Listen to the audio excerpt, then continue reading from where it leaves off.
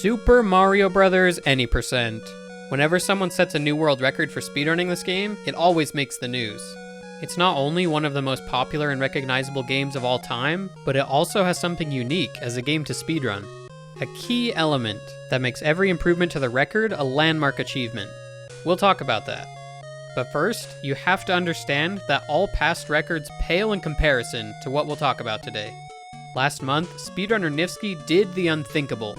Today we'll deep dive into breaking down his accomplishment, a feat so great it's worthy of the title, the biggest milestone in Mario speedrunning history.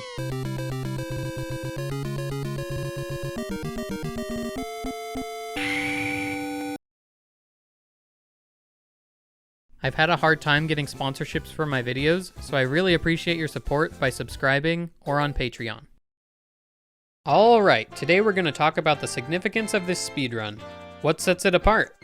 What sets Super Mario Bros. Apart as a speed game? How did we even get where we are today? How many frame-perfect tricks are in this run? What is the future of the game? I'll go over all of that, share some unbelievable statistics, and more. First off, you need to know why this run is a big deal. Ever since I got into speedrunning in 2011, I always heard people remarking that the world record in Super Mario Bros. Was perfect. Despite the record being improved every year for the past decade, a lot of people are still under that impression. Well, this time, it finally is. Up to 8-4 anyway. This run is completely flawless prior to 8-4, and is the first run ever in history that was. Nifsky's run is absolutely perfect pace in 7 out of 8 levels. This game famously runs on cycles known as frame rules, which limit how fast you can go. It makes the run boil down to doing each stage fast enough to make the perfect cycle, even if the stage wasn't necessarily perfect. But with that fact in mind, every single stage still has a myriad of frame-perfect inputs you have to do in order to get the perfect frame rule.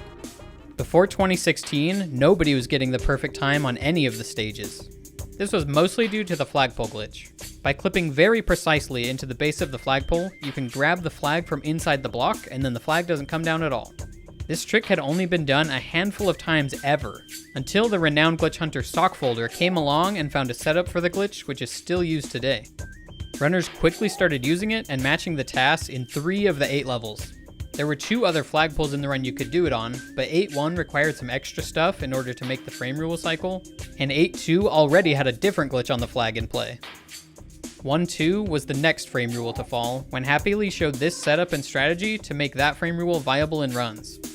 At this point, we could make it through about half the run on perfect pace. Literally tied with the tasks.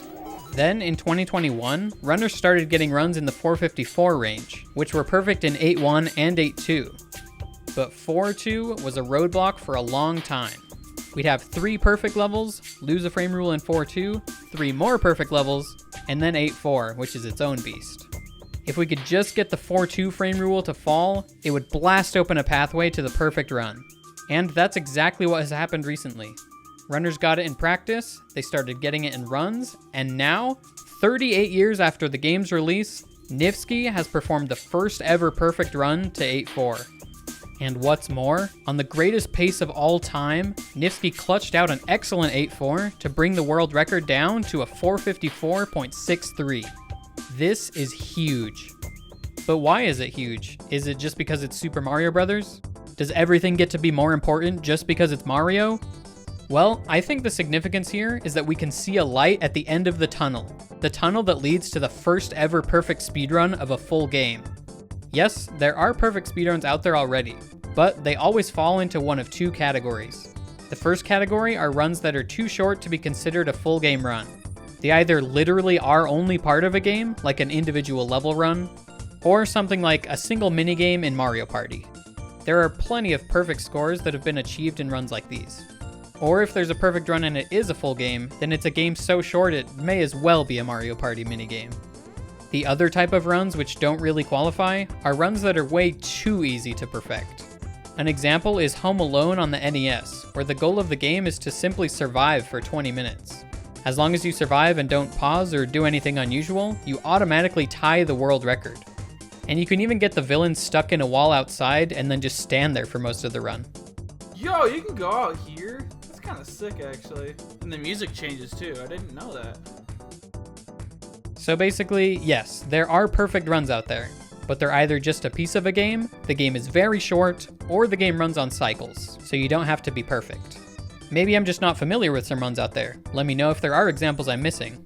But as far as I know, Super Mario Bros. Any% could be the first real, full game speedrun to be perfected. The funny thing is though, the whole reason it's possible in Super Mario Bros. Is because the game has all the attributes I just described. It's a pretty short game in the first place, and in Any%, you're only playing part of the game. It's an easy game to optimize, you just run to the right and you're playing optimally most of the time. And the game runs on cycles, the 21 frame rule between levels.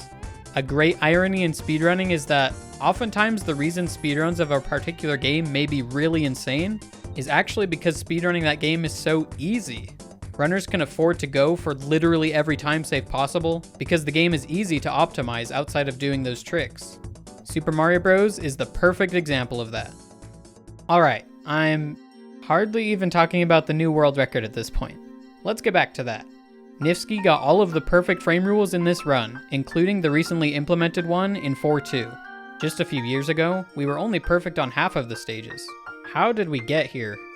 Speedruns of this game really started to change in late 2020 and into 2021. There honestly was just a big knowledge gap among runners of this game. If you asked why the 8.2 frame rule wasn't viable for someone to do, the answer genuinely used to be like, that's the word on the street? I hear the movement is too insane or something.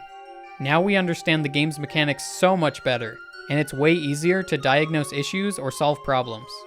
Even comparing the first time the 8.2 frame rule was saved by Taven Web in 2019 to the way Nifsky does it in his run, you can see there are major differences. There's a good reason Taven did it this way at the time, and it's too much to get into right now, but yeah, even for the original Super Mario Bros., we're still gaining helpful and relevant knowledge each passing year. Along with this knowledge, we've gained a lot of new tools in our tool belt. People like Nobody Calls Me Tubby and Kriller37 were very influential in developing new ways to go about doing tricks. Before they came around, the setups for some tricks were a nightmare. In 8.1, to get set up for the flagpole glitch, the strategy literally used to be push left for some number of frames and hope you got it. Nowadays, our strategies usually look something like this. Jump on a specific frame and hold down plus right while you're in the air. Doing so will get your positioning all set up to do whatever precise trick you're going for. Stuff like this has made all of the extremely precise tricks way more viable for humans to pull off and match the tasks in just about any stage we put our mind to. So now that you understand some of the context of this run and the journey we've been on to get here, let's dive into the specifics of this run. This run was a new world record by 0.16 seconds or 10 frames. Nifsky saved 21 frames in 4.2 over his previous record, so he obviously lost 11 frames in 8.4. But it's more that he just didn't go for those frames. The pattern of world records in this game typically goes like this. Get a new fastest pace ever to 8.4, play a decently fast 8.4, new world record by 0.1 or 0.2. Then, do more attempts to get back there on that same pace, and play more aggressively in 8.4 to get the full frame rule's worth of time save. Once someone has nailed an amazing 8.4, it starts making more sense to try and save a frame rule somewhere and reach 8.4 on a new fastest pace. And the cycle continues. But the cycle ends here, because there are no more frame rules to save. All the remaining time is in 8.4. We are just 22 frames from perfection.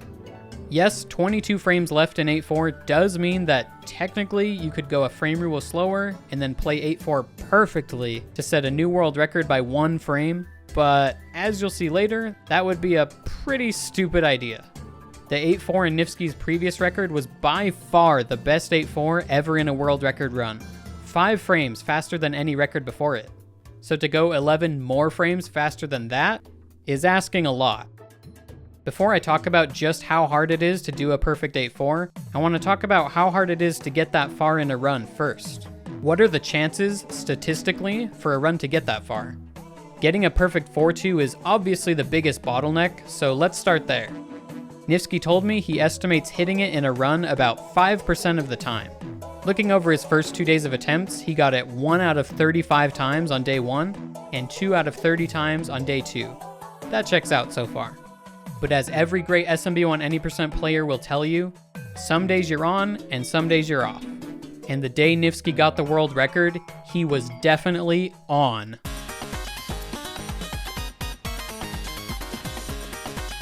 If I can get this one time today, I'll be very happy.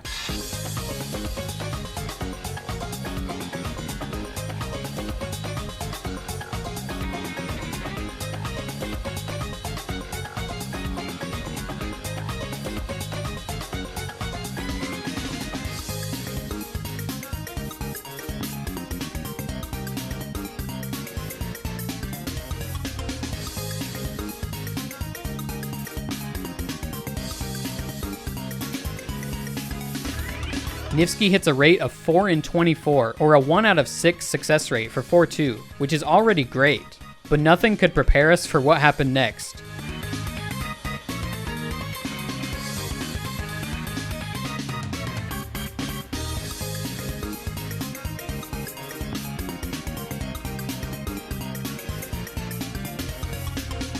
What is happening? This is back to back.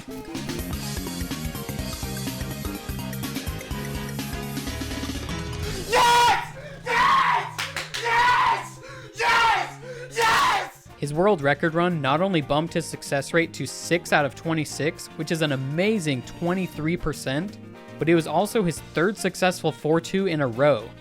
Nifsky was on fire. It's really incredible to see someone prove that a trick this hard can be conquered, if you put in the work. In my previous video about Nifsky, I went over a lot of Nifsky's insanely impressive speedrunning accomplishments. Definitely give it a watch if you haven't, especially if you take any issue with this. I promise you'll gain some valuable insights. But something I failed to talk about in that video is why Nifsky is such an incredible speedrunner. He doesn't have magic talent or special speedrunning genes or whatever. Nifsky puts in the work. Yeah, he sets a new world record almost every time he streams, but you'll notice his streams are usually pretty spread out. In the gap between streams, he's preparing for his next world record, practicing every segment until there's almost no room for failure left. And then he streams attempts and puts his all into them.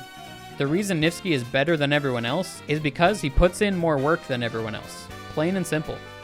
So, what are the odds that someone like this can take a run all the way to 8-4? Here are Nifsky's safe estimates on his consistency with nailing each stage in a run.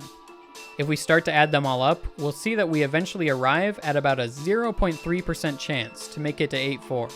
In other words, about 1 in 300 runs. For a short run like this, and especially one so hard, that's actually not too bad. That's a testament to his consistency at all the tricks. Add on the 80% chance of success he gives himself upon reaching 8-4, and this is the likelihood of him achieving his world record run. How true to life is this really though? Is it a good estimate? Well, you are not gonna believe this. Nifsky got his previous record of 454.79 on attempt 15,285. When he started up attempts again to try for 454.6, he did a few days of attempts and eventually got it on attempt 15,661. That's 376 attempts.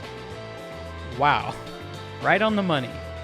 I guess he did 375 attempts and then was like, all right, I'm due for it, and just did it. Really crazy statistical prediction. I want to make it very clear though, just how crazy it is to get this time in only 376 attempts. How does that statistic compare to previous world records in this game? Here's a chart of a good chunk of the past world records. These are the ones I have the best data for, as far as how many attempts they took. For clarity, and to be fair to Miniland, about 10,000 of these were to get 454.98, and then only about 1,200 of those were him getting 454.91 from there.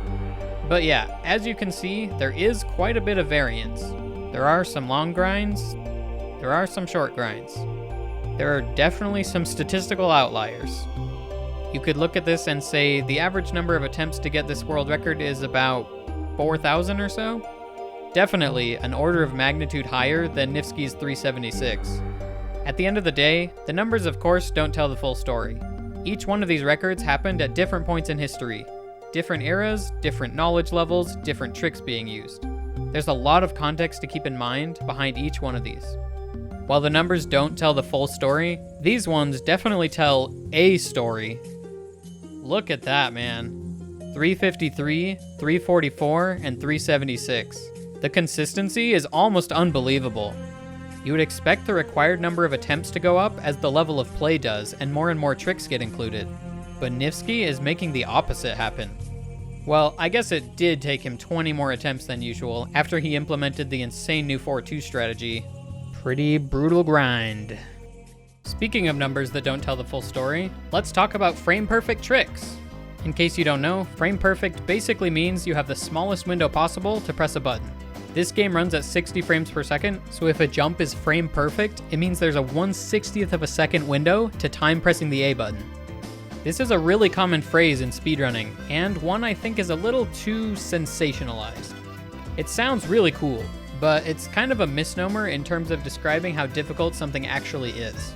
There are some frame perfect tricks that really aren't very hard. There are some tricks with multiple frames that are very hard. Some tricks have better visual cues than others. Some tricks are multiple tight inputs in quick succession. Some have a nice rhythm to them, which makes them easier to time. And some tricks are a frame perfect button release instead of a press. There are so many factors at play that impact how hard a trick is to do consistently. So keep that in mind and don't get too tunneled in on the concept of frame perfect. With all of that being said, let's now look at the number of frame perfect inputs in the run. I'll keep saying numbers don't tell the full story, but let me keep trying to tell the story with them.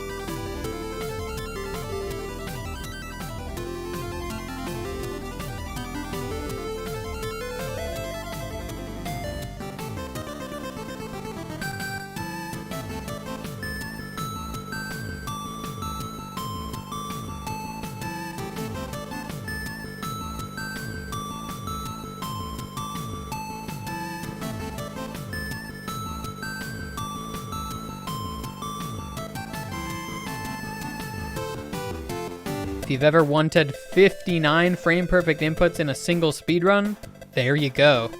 And this doesn't even include things like pipe jumps, which can be anywhere from a 1 to 3 frame window, depending on where you land on the pipe. In fact, in Nifsky's run, this jump in 8-1 needed to be frame perfect for him to survive, so you can add an extra 1 to the counter if you'd like. There's also tight movement needed to make the 1-1 underground fast enough, pushing left with good timing on this clip in 1-2, the jump onto this Koopa to manipulate enemy patterns, and so much more that doesn't fit perfectly under the umbrella of frame perfect. Now to put this run in perspective, here's how many frame perfect inputs are generally required at each level of play in this game. This isn't strictly accurate, but it's how many you would usually do with the most common route for each time. You can see it's just skyrocketing as time goes on, and that trend will continue. Here's how many you would need to get the time down to 454.3. We're just marching our way up the stairs to insanity right now. Finally, to get the perfect 8-4 and an absolutely perfect run all the way through, you would need this. 84 frame perfect inputs. We've gotten as far as we have in this game by making setups for tricks and simplifying every stage as much as possible. But 8-4 is a different beast. There's no getting around it in that stage. If you want to match the TAS, you do the TAS inputs. To play a perfect 8-4, you need to save every frame, and that means doing a ton of complex inputs throughout each room in order to make Mario accelerate faster. From this point on, every time you want to take an extra 1 or 2 frames off the 80% world record, you add a few more frame perfects in. There are more frame perfect inputs left to add in than there are frames to save in the run. Things get really crazy from here. But there is hope. We've hit walls a few times in the past. Points where doing the remaining tricks seemed unreasonable. But at each of these points, players were able to put all their focus on the next hurdle and overcome it. 4-2 was the next hurdle for this game, and players like Nifsky and Miniland conquered it. Nifsky had a 23% success rate with it on the day of his world record. He also had a day in the past where he got it 4 out of 9 times, a 44% success rate. With rates like these, you could potentially start getting 2 or 3 more attempts a day to 8-4. And with 8-4 being the final hurdle, runners have a reason to get far better at it than they ever have before. Many people ask if the perfect run will ever be done. Most say it's way too crazy. After all, a perfect 8-4 has only been done twice ever. But I say that once upon a time, that was true about 4-2 as well. It was once a one-off fever dream that had only been done outside of runs. But when it was the next best place to save time, runners conquered it. Yes, hitting every one of these input sequences in 8-4 is something else, especially the third room and especially the first room. But speedrunners of this game have shown that they can and will do whatever this game asks of them in the chase for perfection. Thanks for watching.